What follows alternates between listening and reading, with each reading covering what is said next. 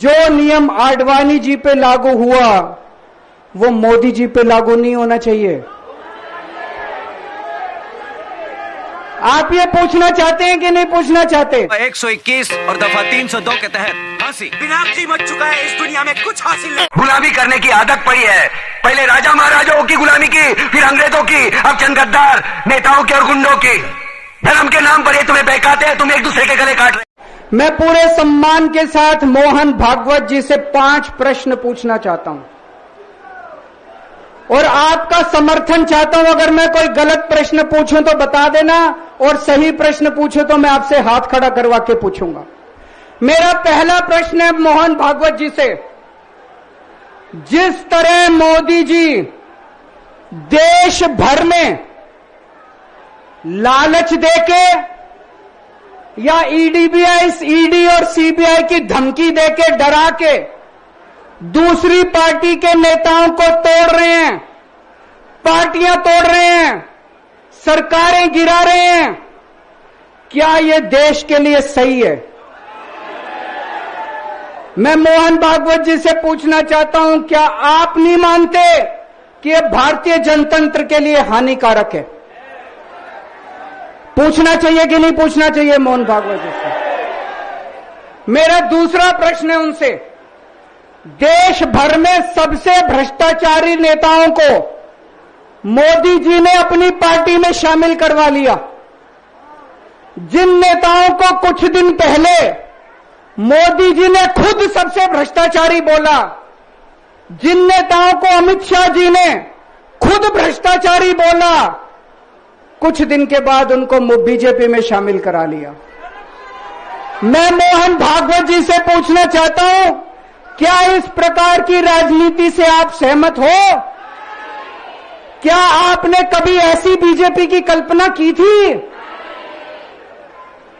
पूछना चाहिए कि नहीं पूछना चाहिए मोहन भागवत जी से? मेरा तीसरा प्रश्न है मोहन भागवत जी से। बीजेपी आरएसएस की कोख से पैदा हुई है कि नहीं है? कहा जाता है ये देखना आरएसएस की जिम्मेदारी है कि बीजेपी पथभ्रष्ट ना हो। मैं मोहन भागवत जी से पूछना चाहता हूं, क्या आप आज की बीजेपी के इन कदमों से सहमत हैं? क्या आपने कभी मोदी जी से ये सब ना करने के लिए बोला? मोहन भागवत जी बताएं कि क्या आपने मोदी जी को ये सब गलत हरकतें करने से रोका कभी? पूछना चाहिए नहीं पूछना चाहिए? मेरा चौथा प्रश्न है मोहन भागवत जी से। जेपी नड्डा जी ने लोकसभा चुनाव के दौरान उन्होंने कहा कि बीजेपी को अब आरएसएस की जरूरत नहीं है। आरएसएस बीजेपी की मां समान है कि नहीं है? क्या बेटा इतना बड़ा हो गया कि मां को आंखें दिखाने लग गया? क्या बेटा इतना बड़ा हो गया कि आज मां को आंखें दिखाने लग गया? जिस बेटे को पाल पोस के बड़ा किया, जिस बेटे को प्रधानमंत्री बनाया, आज वो बेटा पलट के मां को अपनी आंखें दिखा रहा है। मातृतुल्य संस्था आरएसएस, आज वो बेटा अपनी मातृतुल्य संस्था को आंखें दिखा रहा है। मैं मोहन भागवत जी से पूछना चाहता हूं, जब नड्डा जी ने ये कहा तो आपके दिल पे क्या गुजरी, आप जरा बताइए इस देश को। क्या आपको दुख नहीं हुआ? मैं आरएसएस के हर कार्यकर्ता से पूछना चाहता हूं, जब नड्डा जी ने कहा कि हमें आरएसएस की जरूरत नहीं है, क्या आरएसएस के हर कार्यकर्ता को दुख नहीं हुआ?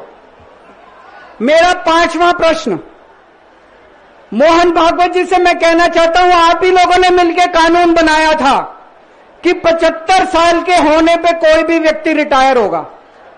इस कानून के तहत आडवाणी जी को रिटायर कर दिया, मुरली मनोहर जी जैसे बड़े बड़े नेताओं को रिटायर कर दिया, बीसी खंडूरी जी को रिटायर कर दिया, कलराज मिश्र को रिटायर कर दिया, शांता कुमार को और पता नहीं कितने लोगों को रिटायर कर दिया। अब अमित शाह जी कह रहे हैं कि यह नियम मोदी जी पे लागू नहीं होगा। तो मैं मोहन भागवत जी से पूछना चाहता हूं, क्या आप इससे सहमत हो कि जो नियम आडवाणी जी पे लागू हुआ वो मोदी जी पे लागू नहीं होना चाहिए?